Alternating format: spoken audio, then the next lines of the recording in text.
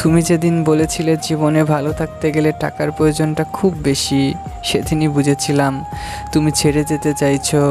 তুমি যেদিন বলেছিলে বাবা আমার জন্য পাত্র দেখছে, ছেলে সরকারি কর্মকর্তা, গাড়ি বাড়ি সব আছে, খুব শীঘ্র আমাকে একটা সরকারি চাকরি জোগাড় করতে হবে, নয়তো।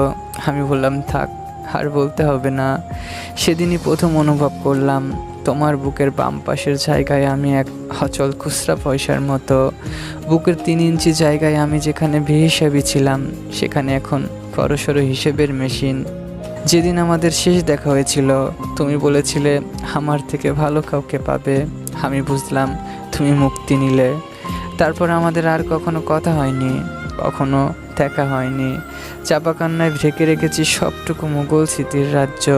বেকার বলে হুট করে আমাকে ফিরিয়ে দিয়ে তোমার পরিবার যে মানুষটার হাত তোমাকে তুলে দিয়েছিল সুখী হওয়ার জন্য, সেখানে তুমি বেঁচে আছো তো? যে হাত মরণ এলেও কোনোদিন ছাড়বে না বলে কথা দিয়েছিলে, আর আমায় যে জন্য বেকারত্বের দোহাই দিয়ে সে বুকে তুমি মাথা রেখেছো, সেখানে তুমি খবর দেখতে পাও না তো? সে টাকার প্রয়োজন তোমাকে আমার কাছ থেকে কেড়ে নিল। সে টাকায় কেনা দামি ব্যান্ডের শাড়িতে গহনা, আর আরামায়েশের চার দেওয়ালের নরম বিছানায় শুয়ে ভালোবাসা পেয়েছো তো?